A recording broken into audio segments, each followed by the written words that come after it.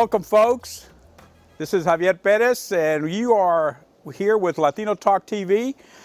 Great to have you in. Thank you for meeting with us. We come, of course, from the beautiful East End at Houston Media Source, HMS Studios.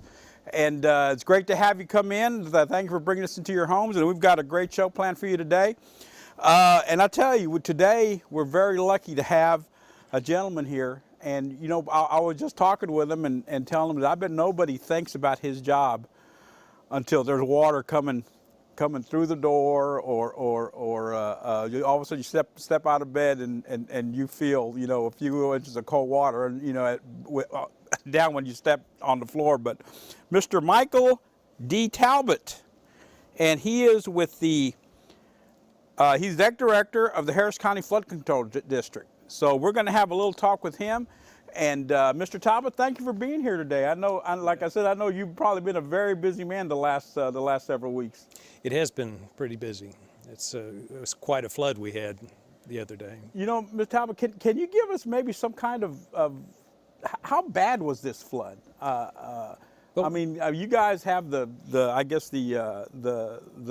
different ways of measuring it. How bad was it? Yes, we have a stream gauge network across the entire county. We have about 140 different rain gauges, and then we also measure the height of the stream.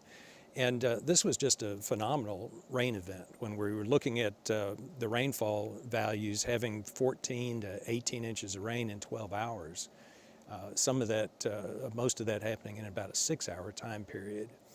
And you look at that statistically, is that some of those areas received in excess of what's called a 500-year rainfall event. Right. More realistically, that has a 0.2% chance of happening in any given year. So it was a very phenomenal rainfall event. It of course exceeds any kind of design standards that for the flood insurance program, or for right.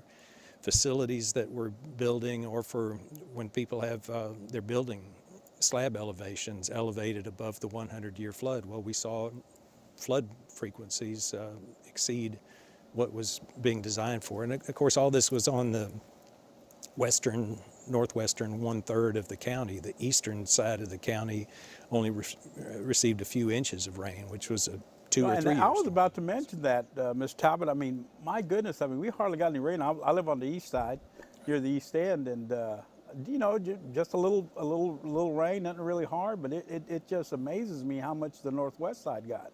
It did, and also there were 8 counties west of Harris County that were part of that deluge. That, you know, we saw the river rise in the San Bernard, the Brazos, and the Colorado River all had some pretty remarkable rainfall as well. Wow, I mean, boy. And how many inches of rain was it? And did it measure in those gauges? 14 to 18 in our gauges. And you're talking about in less than a 24-hour period. That was 12 hours. 12-hour period. Right. That is amazing. Right.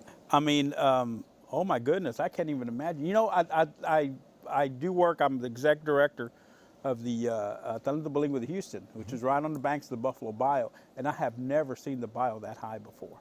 It came up It was quickly. probably within about 10 or 12 feet of leaving the banks. And I've never seen it that high, and it was amazingly high.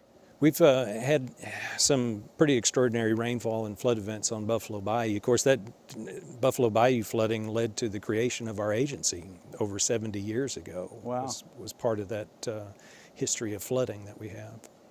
You know, and I don't think I've ever seen the Buffalo Bayou leave its banks.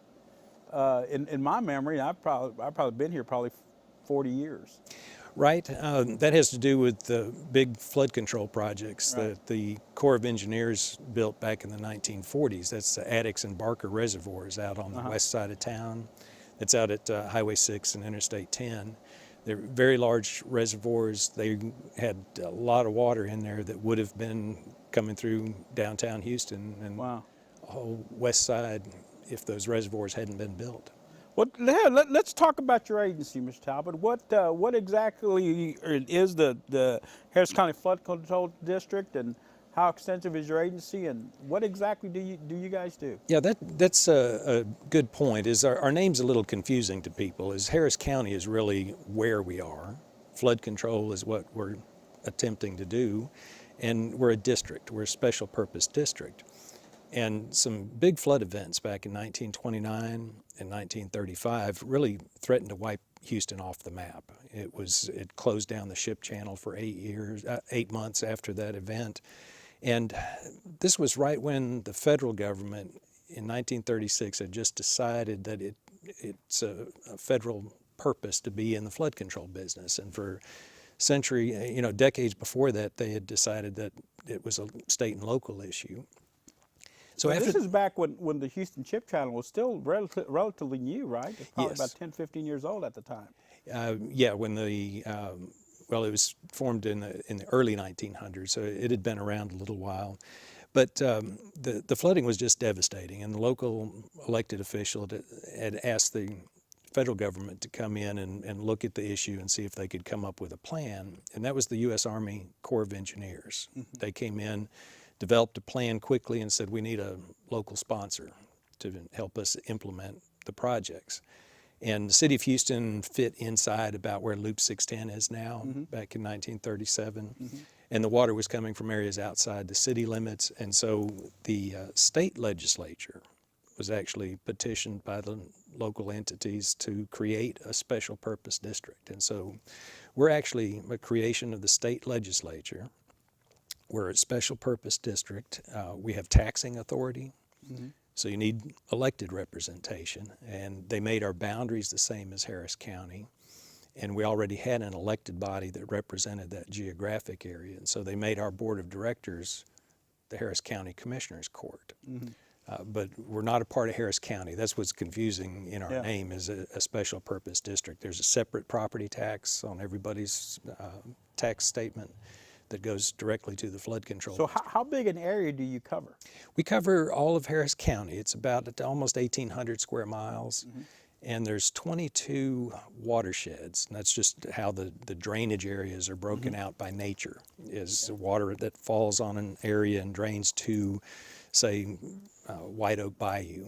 That area is called the watershed, whatever drains to White Oak Bayou. And each of those is a separate flooding issue. Its water has to fall on that 120 square miles of White Oak Bayou to flood White Oak Bayou. So it's independent of the other areas. So we're an agency that we spend about $60 million a year in operations and maintenance of 1,500 channels in the county, totaling 2,500 miles in length. And then when we're trying to reduce the risk of flooding, we do capital projects, and we're funded at about $60 million a year for capital projects in addition to that. So we spend about $120 million a year just dealing with flooding. And as you said in the introduction, is that this is kind of a forgotten utility, stormwater. Right. Is you don't need it every day, like you turn on the water. Or you don't think about it. Or traffic lights or whatever. It's not something the community needs, or law enforcement or public education. There's things that you need every day, but you only think about flooding occasionally, and that's when the systems are overloaded and the water all has to be somewhere, and that's what we end up with, is these occasional floods. Well, let me ask you, Mr. Talbott, what is your background? Are you an engineer? I'm a civil engineer. Mm-hmm. I've been in this community since graduation, so 38 years. I've been with the flood control district 35 of those years doing this. So you came up sort of from the bottom up. I worked your way up the agency. That's fantastic. I've been director for about 18 years and executive director for about a year and a half. Wow, that's amazing. Well, my congratulations to you, sir. Now, don't you know you've done a lot of great things here? You've probably seen this grow from its infancy to where it is now, and I know that had to take a lot on your part to see all this through. Yes, and just the advances in technology during my time there has just been incredible, on the things you can do to analyze the rainfall, how it runs off the land, how it collects into the streams and creates the floodplains, and the flooding has been, there's been a lot of really good engineering done to understand our flooding. And that's something, you know, there's been a lot of talk about how bad the flood was, and I explained that it was borderline off the charts in terms of, Wow. of the amount of rainfall that we had. But one of the things to consider is that the community's expectations have changed a lot over time. You know, some of the early engineering studies I could find that were over 100 years ago, they just talked about a large rain. They wanted to drain the land from a large rain. They didn't have records to know how big is big in rainfall. And you see where they dug their ditches 4 feet wide and 4 feet deep, and it drained the land, and they thought that was great. You know, in the 1940s, there was a petition from the public to the county commissioners asking them to sell bonds for the flood control district to do work. And they asked that the projects be designed to handle 4 inches of rain in 24 hours.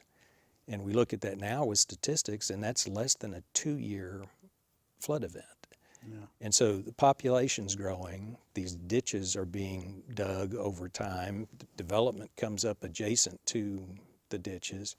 And our modern expectations, when you're talking about a 100-year flood, or you know what the flood insurance program is based on, is a very recent expectation. So all these systems were built, people moved down next to them, they drained the land, moved down next to the channels, and then you come in with a flood insurance program in the early 70s in this community that says, okay, well, let's define what is a 100-year floodplain. Well, nothing was ever designed to that standard. Now you do all these things, the development takes place, then you define the floodplains after the fact. So that's really a reason that a lot of our older neighborhoods weren't built to these standards. The new ones for the last 35 years have been built to this 1%, 100-year floodplain standard, but we had 2.5 million people in this community before we knew and the more development that comes in, and I'm sure that has to just, the more concrete you put in, the more water that runs off. Well, that's an important discussion point, because we have very clay soils in this area, so not much water infiltrates in the ground. People see that if there's water in their yard, it starts running off fairly soon, and that's even with the good topsoil in your yards. But the concrete itself, the impervious cover under, you know, undeveloped land conditions, we still get 75 or 85% runoff from the undeveloped. So you cover it with concrete, you get more. But it's not as much as people think. A lot of what happens with development is the concrete is sloped to drain, and it drains to the streets, and then the streets are drained to the storm sewers, so you speed up the runoff in the areas. And that accounts for most of the impacts of development. It's not just the concrete. But since the early 1980s, there's been strict design criteria in place to make sure that new development doesn't create a problem for itself or for anybody else. They have to put in stormwater detention. And the stormwater detention basins are holding about half of the total 100-year rainfall that falls on their property, which... No, that's what I was going to ask you, because I know those are probably, you said those have been around since the 80s. Yes. Yeah. Yeah, so our 100-year rainfall is about 12.5 to 13.5 inches, and they're holding 6 to 7 inches of runoff on their property, and that's a lot more volume of water than was coming off of the undeveloped land. And then it's metered out through a small pipe to simulate the undeveloped conditions. And so you end up with really the new development is doing its mitigation. It's strict. The City of Houston has criteria. The Harris County Engineering Department has criteria. We have criteria. And it's all geared towards this 100-year flood, plus controlling the more frequent flood. So people like to blame the new development, but it's really been taken care of itself over the time, and they're the ones that actually have the mitigation. The older developments didn't have to do that, and so those areas have the increased runoff, and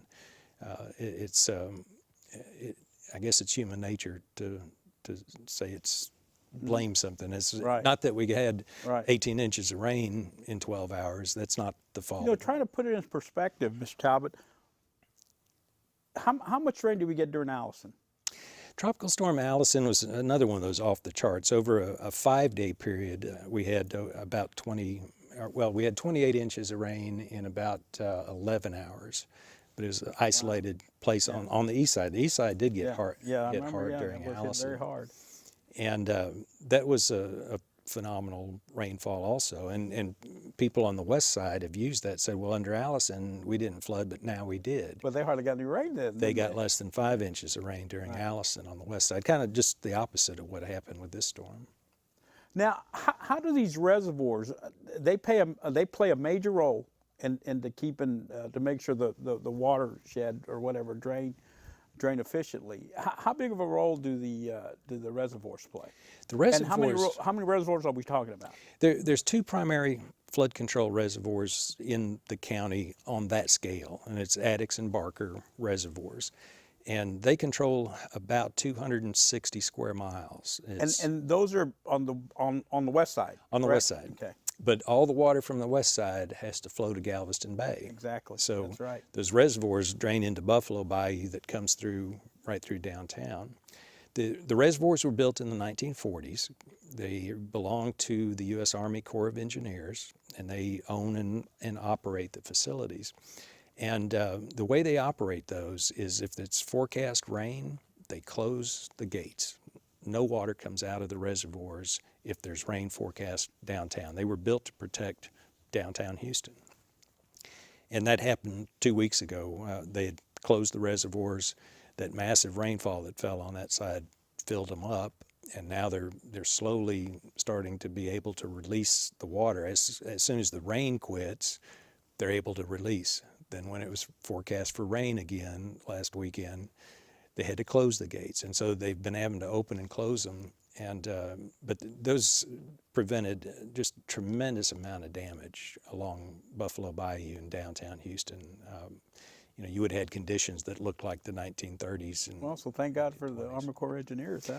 Yes, and they're hustling to get the water out as quickly as they can. And traffic has been a nightmare. Highway 6 has been closed, probably will be for at least another 2 weeks.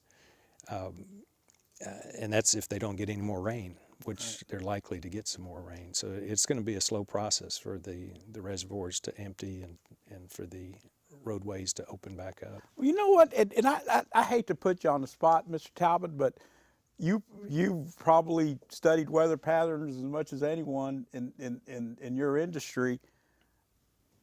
Is this a rarity, an oddity that we're looking at right now? Or you have people talk about global warming, this and that. We're getting more of these types of catastrophic events. I mean, is that what you see, or? Well, there's discussion about that. What we've done is with our rainfall, when you're looking at the rainfall frequencies, it's always in the rear view mirror. Mm-hmm. You're looking at what has actually occurred. And we've updated those periodically. The original studies were done in the 60s. We updated them in the 80s, and we updated them after Tropical Storm Allison just to add more information to the rainfall records. And so we've seen a little bit of an increase. It's less than 10% mm-hmm. in terms of the storm that we're designing for. But there's been that discussion.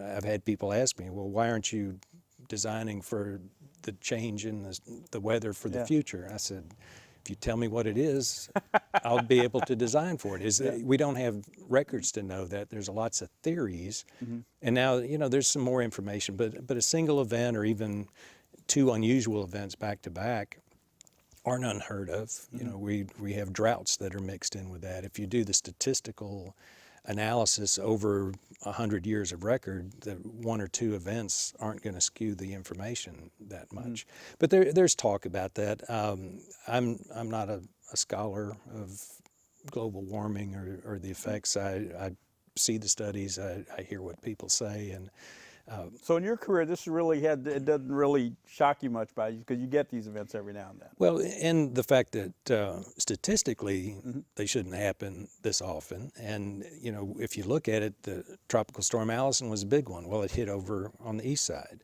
and now we have what people are calling the tax day flood it happened on the west side. And so it's not hitting the same areas, so the frequency of flooding isn't the same. It's just because it happens in one area doesn't mean it's going to happen in all of the areas.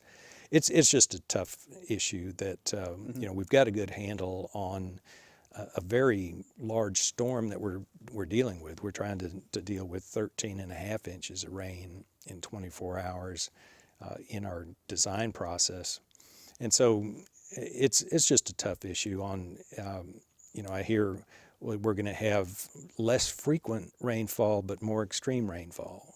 Well, statistically, does that still average out? If it's less often and more intense, does the frequency change? And so that's going to be debated for a long time. Call. And you know, one of the issues you're going to have with that is you're going to need more period of record in order to bring the latest rainfall into the statistics. But there's a big nationwide study to upgrade the rainfall information, and Texas is one of these. It's being performed by the National Weather Service and the U.S. Army Corps of Engineers. And 2 months ago, Commissioner's Court authorized us to contribute $200,000 to that study for Texas so that we can get updated information for Texas. So we're looking at those issues and trying to really look at the science behind how do you estimate the frequency of the storms. Great. Well, you know, folks, we're going to take a quick break. We're going to come back. If you're just joining us, our guest is Mr. Michael Talbott, and he's the Exec Director of Harris County Flood Control District. Very important. I mean, you know, he's probably one of the heroes you never hear about, but this man is out here doing his job, and it's a very important job. So we'll be back in 2 minutes.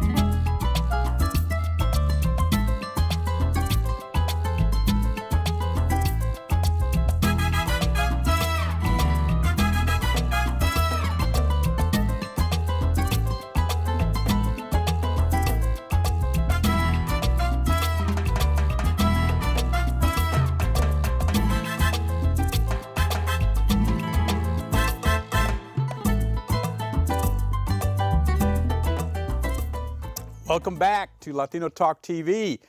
Being joined by my guest host, Mr. Jumpin' Jess Rodriguez, soon to be Dr.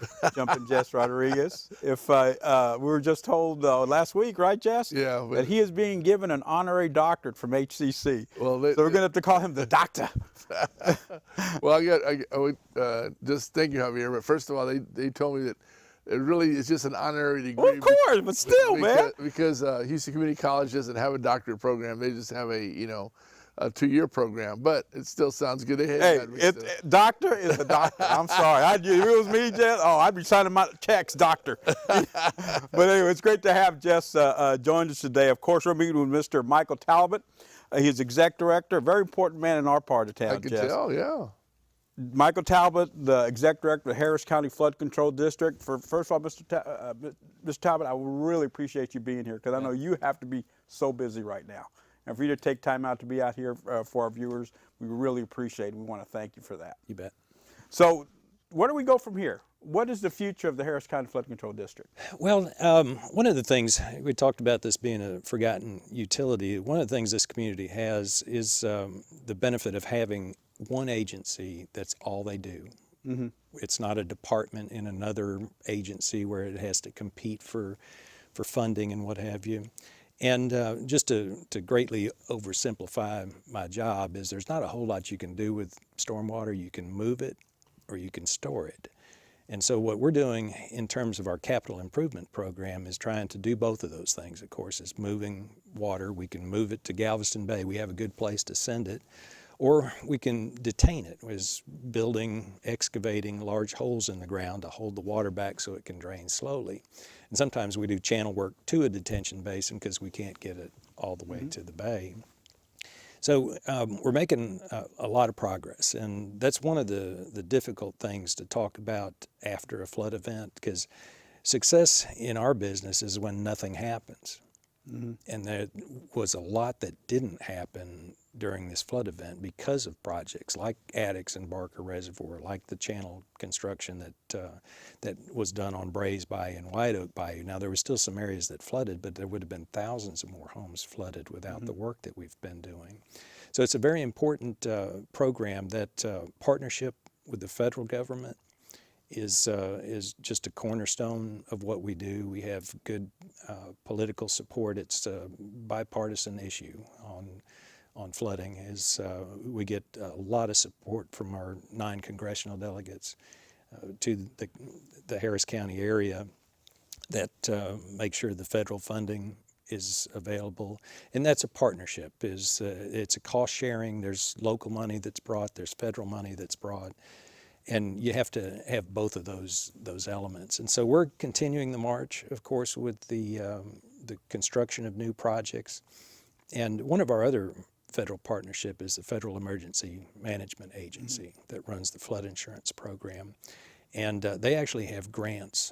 They're motivated to get problem structures that were built too low. They were built before the flood insurance program and before modern regulations. We have a buyout program, and it's not a one-size-fits-all. What we're looking for is homes that are hopelessly deep in the floodplain, where no project is going to be realistic to save those. And so we're able to work with FEMA to purchase the homes, move the people to higher ground, and then keep that space as open space. It's areas that should have never been developed in the first place, but they didn't know how bad the situation was when they were built. And so that's going forward is continuing. I'm sure we've all driven by places like that. I know there's a few places around the Inwood. I remember they bought out the Inwood subdivision, where he brought out a whole bunch of the homes there, and just this is back with Allison, you know, and yes. So that's something that shouldn't have been there in the first place. Yes, and since Tropical Storm Allison, there's been about 3,000 of those types of buyouts through partnership with FEMA and some of our projects to move people to higher ground. You know what, Mr. Talbott, so how important is flood insurance? Flood insurance, you know, when I say you can only move or store water, when you can't do enough of those two things, there's still a threat of flooding in this community. It's a threat of flooding from water trying to run overland. You get heavy localized storms, it fills up the streets and storm sewers, then it starts working its way down to the bayous. So people can flood even outside of the floodplain. What we always tell people is that if you're not in the floodplain, it doesn't mean you don't need insurance. It means you get cheaper insurance is out of the floodplain. It's an important tool in the toolbox, and FEMA's tagline is, just because you're flooded out, you don't have to be wiped out. It's the financial impacts of flooding are just horrible and insurance is a way to try to at least recover from the occasional floods. I know my board of directors, well, since you're the board chair at TBH now, Jess, you'll be happy to know that we have flood insurance at TBH. Oh, great. But I tell you, now, and like I was telling Mr. Talbott, I've never seen Buffalo Bayou so high.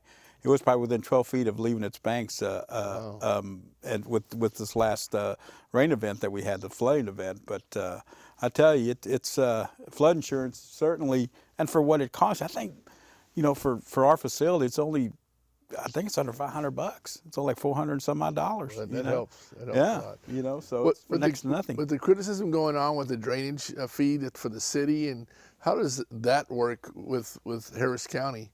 And I mean, when do y'all sit down and try to work things out? I mean, how does that? How do y'all work with the city and their drainage fee tax? I know they get a lot of criticism right now.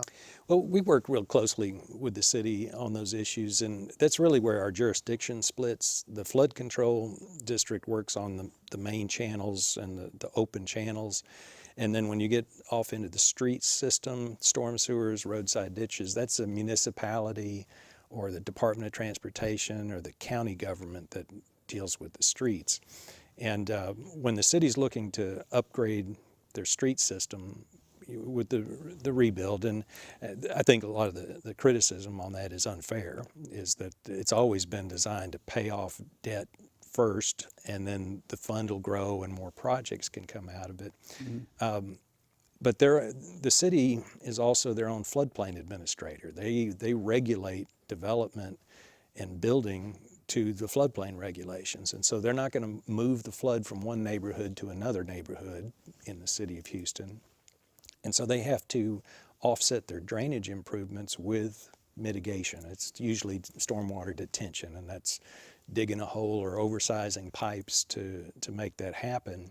And we work together whenever we can is okay, we're going to build a big facility here, so your nearby drainage facilities, new storm sewer systems, maybe we can combine the storage in one area rather than having 10 separate ones. And so there's a lot of coordination. It's a good relationship between the city and the district. And of course, we're county-wide. We cover the whole county, including the city. So there's obvious intentional overlap.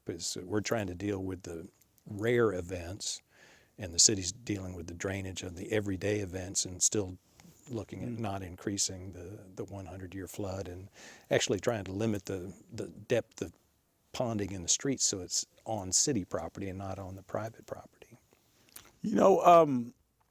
Let me get back just real quick to the reservoirs, the Addicks and the Barker reservoirs there. So are those at capacity right now? Are they filled or? No, they're actually only, when they talk about the reservoir capacity, they're about half full, a little bit more than half of their total capacity. But one of the issues that we have is that when the reservoirs were built, that was farm and ranch country out there.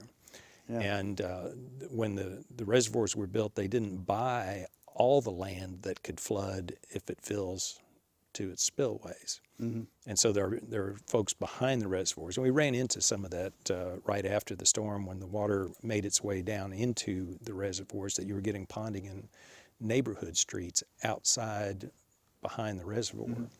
And so that's an issue. It can get a lot fuller than it is now, but it's going to be in people's streets and I guess back when they developed these, they first started these out, I mean, there was no development around Addicks and Barker. Now it's just amazing. It's probably one of the most populated places we have in the city. Yeah. The west side. And now those homes also, when they're building behind the reservoir, they're still above the 100-year, the 1% flood that we talked about. So they have the same level of protection. It's just going to be a different dynamic. Is as slow as they have to release the water from the reservoirs, those areas could pond water for a long time.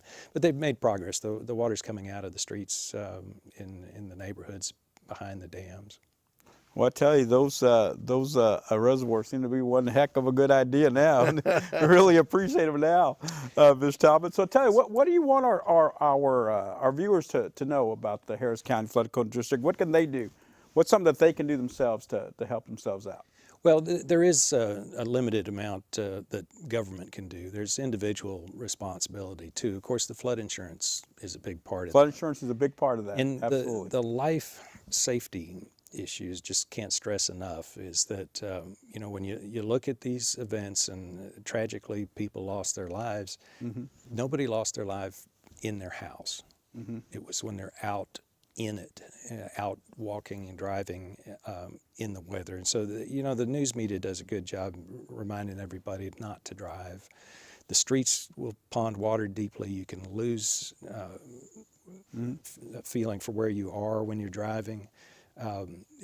Take that personal responsibility and try to stay out of it. And the flood insurance is always an important part of the.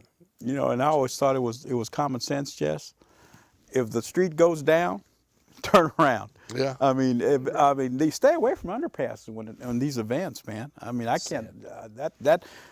To me, that's common sense. But I guess when you're insulating your car, you really don't think about that. It doesn't look too deep to you. A friend of mine also told me. He said, if you're going to take a chance, you might as well roll your window down so you have an out in case you do get in the water. Because a lot of people wind up, can't open their windows once they're down there. So, if you want to take a chance, you shouldn't, but roll your window down. I tell you, there's so many bad things that can happen. Yeah. It just kind of snowballs in that type of weather event. That type of weather event, I tell you. Especially if you don't know how to swim. Don't even take the chance. Mr. Talbott, any flooding problems around where you live? I couldn't have gotten out of my subdivision if I hadn't left early. When it started really? raining, I headed to the office at 1 in the morning on Monday morning. But yeah, my subdivision had plenty of water in the streets, about 3 feet deep in some of the subdivision streets. That's I tell you, you never know what's going to happen. And, in my part of town, they just put in a new boulevard. And it was all designed, just change it from the design to drain into the ditches. They got rid of the ditches, and now it's designed to drain into the street. So I was just wondering. I said, man, what's going to happen here? It's never flooded here before, but now with when you change the system, what to expect. But it did a great job. Water hardly ponded at all, but it wasn't the water that they got on the west side, northwest side. Yeah, Meyer Park was pretty bad too. So they're saying. So the Marlin area, so all right. Twice. So. Well, I tell you, Mr. Talbott, we really want to thank you for being here today, sir. You're welcome. It's been great for you to take out your busy schedule to be here with us. We really appreciate it, and I tell you, you have the esteem of our community. We know you're out there doing this every day, and to help us with these type of when these type of events happen. Nobody thinks about it until then. But I tell you, if it weren't the other 365 days of the year, we'd be a lot worse off. So we really appreciate all the hard work that you put into it, and your agency. You're welcome. So thank you, folks. We're going to take a quick break. We're going to come back and talk about some of the Cinco de Mayo celebrations that are happening this week. So just give us a couple minutes, and we'll be back in 2. Thanks.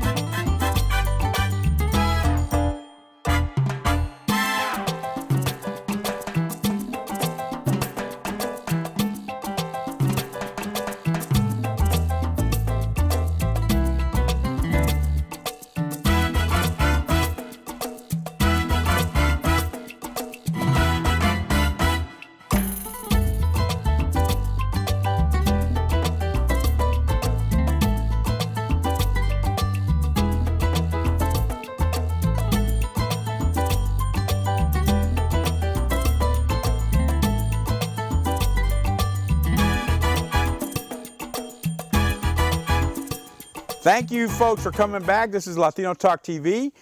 We have some new guests with us, some new old guests. I tell you, it's always good. It's always great to hear from these guys. To my left, of course, we have Mr. Richard Farias, CEO of ALCREJ, American. Latino Center for Education and Justice. There you go. There you go. And next to him, of course, we have Mr. Lupe Casares from TBH. Our Community Arts Development Director for TBH, and I'll tell you, our Director Emeritus from TBH, Mr. Richard Reyes, Pancho Claus, and it's great to have you guys here. And we're going to talk about some of the great things that are happening this week all over the city as far as for Cinco de Mayo, and we have some educational things going on. We're filming movies. We're having celebrations for Cinco de Mayo. We're doing all kinds of stuff, guys. So I hate to kind of throw you all in together, but let's talk about some of that. You know what? Real quick, Richard. Let's talk about your Latino Summit that's coming up. The Education Summit. The Latino Education Summit. This is the third one that's being put on by ALCREJ. The last two were at Rice University the last 2 years. And this year, in August, we were endorsed by the White House Initiative on Hispanic Educational Excellence. And so in 2016, ALCREJ will be doing 4 summits. The first one is at Lonestar College, University Park tomorrow all day. And then in the evening, we have the Parent Forum, which TBH is hosting with Lupe Casares doing the Padres con Poder piece.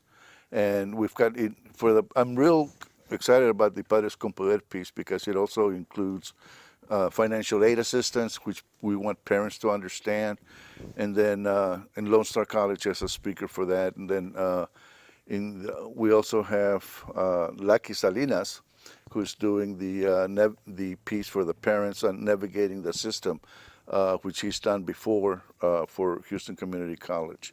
But tomorrow we have some great speakers. We have starting off with Juliet Stipech, the new director, Juliet's the new director of education. Right, the education czar for City of Houston. Exactly, we have her. Great lady. Then we have a student panel after that, and these are kids that have been successful going through the system, but they're going to talk about all the obstacles that they faced in trying to make it and be successful. Then after that, we have Melissa Gonzalez, Chief of Staff for the Houston Community College, talking about increasing Hispanic achievement. Now that's Ed Gonzalez's wife. Correct. Yeah, former city councilman, and she's a PhD también. She's a PhD Doctor, and Chief of Staff now for the Houston Community College system. That's fantastic. She's a great lady. Oh, and she's a great speaker too. Yes. She really gets it. Then after her, we have some young people, some students speaking about their experience in the system, and then we have some teachers. They're also the Latino teachers that understand what our kids' needs and how they've been able to address them successfully.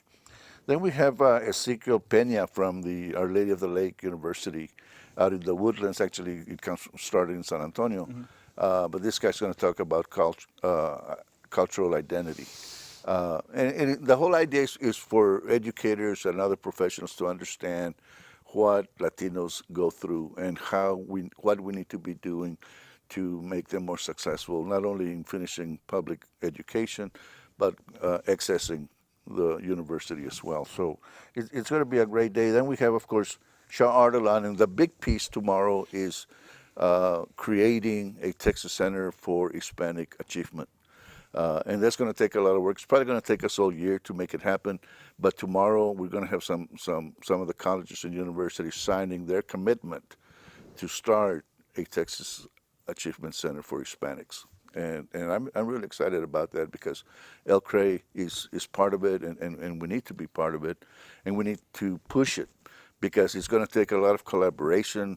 You know, in the past, colleges and universities have pretty much worked in a silo, each doing their own thing, nobody talking to each other. Well, this Texas Center, the whole idea is to make a difference and bring all these colleges and universities together, bring the school districts together, and everybody getting on board to help Latinos be more successful. So, you know, they could do it just like Jumpin' Jess is doing. He just have them give him an honorary doctorate degree, and then they got to worry about education. That may be true. It's going to take a lot more work. Yeah, it's going to take a lot more than that. I mean. Yeah, we really want to make a difference in addressing the dropout problem, and this is the way we do it. And we believe very strongly that initially, if we can get this center started, then we can go after funding from the legislature to fund it permanently. Right.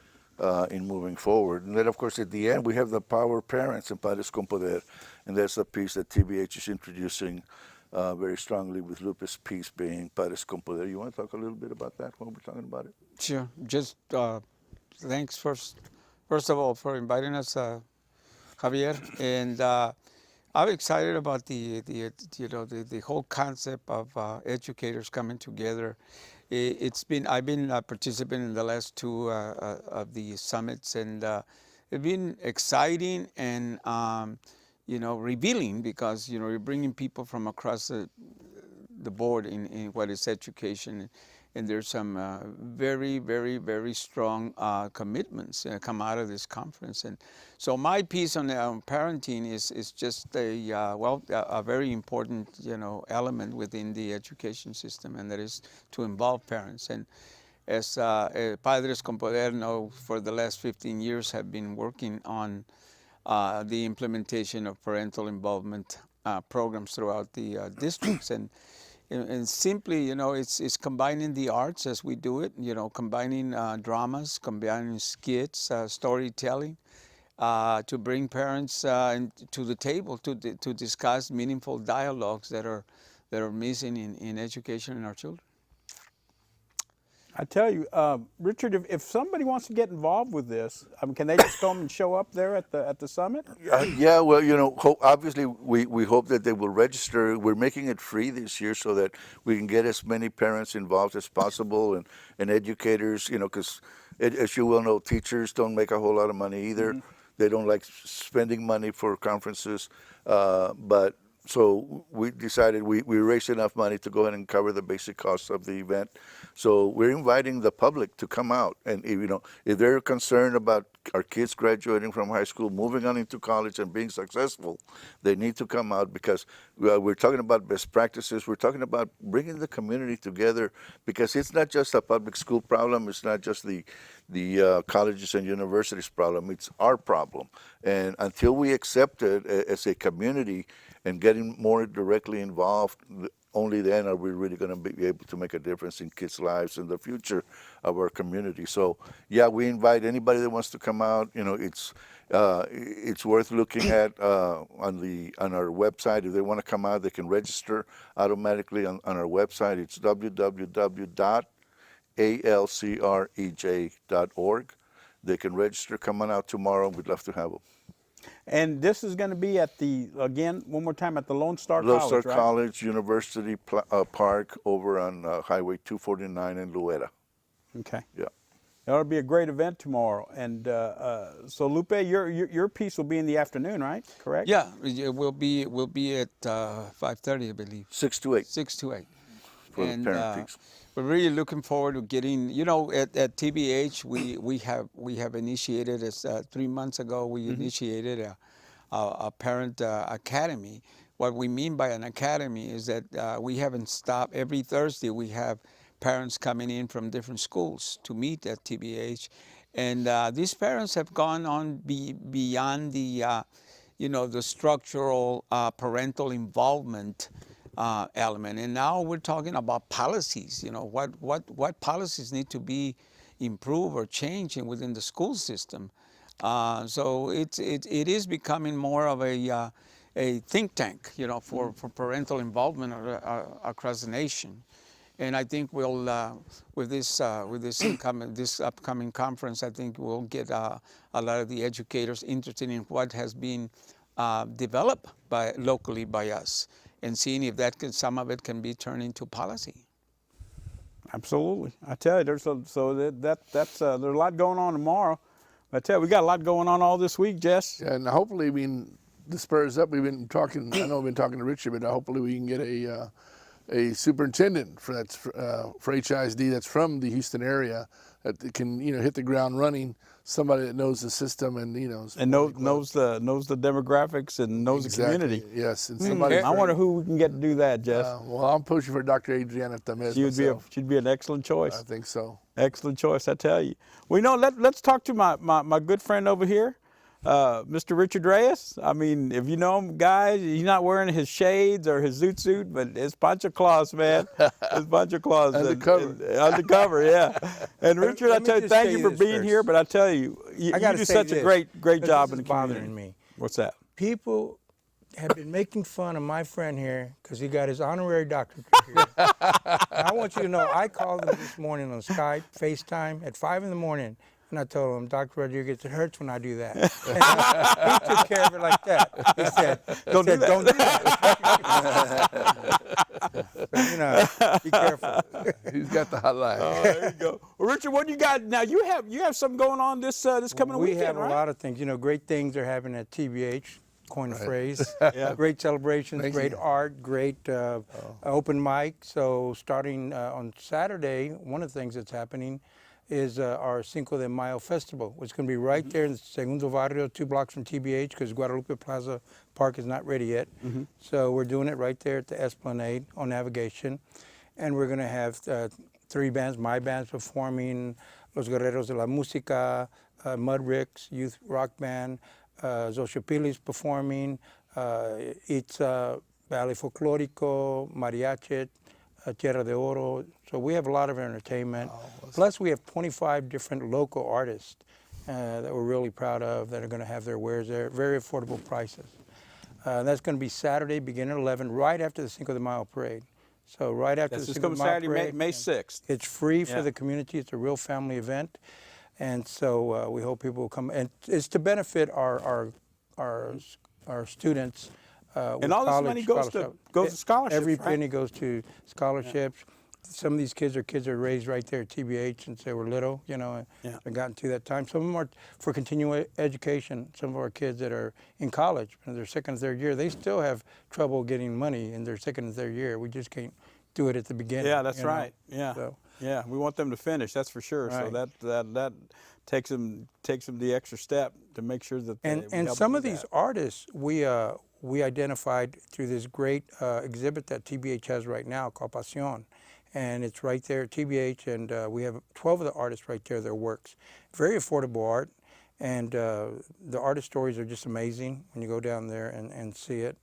And then we're going to do an open mic night starting in the middle of May, every Wednesday, where we're going to nurture artists, whether they're comedians or spoken words or singers or musicians, to come up there at TBH at around 6:30 on Wednesdays.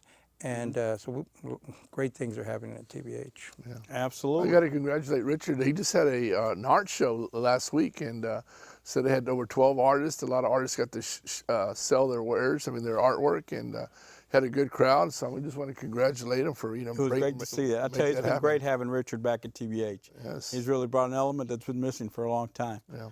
Absolutely. So it's great. Now, hey, Jazz, let's not forget about what you got going on. Well, also, just not to mention our good friend Maria Lucy. She's starting off a little little film festival, kicking that off again. That's going to be Wednesday and Thursday. And you can just call TBH. What's the number there, real quick? Well, look at our website. 713-222-1213. Exactly. Or check our website, www.tbhcenter.org. Or look at the bottom right here that goes on the screen. And then we're going to close up the show. We got a good friend of mine named Jorge Moreno and Javier, who met him in San Antonio. And he's like the new Emilio. He does country, he does Tejano. He's going to be putting on a good show. We got a mariachi, we got a folklorico show, and a lot of beverages there for everybody to purchase. And we're going to have a dance. We're going to open up the dance floor for everybody to come on out. So, and ladies, he is very pretty. Yeah. He is very pretty. She would love Jorge Moreno. He's a great guy and a great singer. And you can go to our Facebook and check us out. All the information's on there on the TBH Facebook. And also, Maria just texted and said, tell Javier not to forget the red carpet. Oh, okay. I don't know what that means. But Well, folks, it looks like we're running out of time. It's been great with all this information we have going on here at Latino Talk TV. But we only got an hour, so we're going to have to sign off now. And we will see you next week right here at HMS Studios, Latino Talk TV. See you next week. Good night.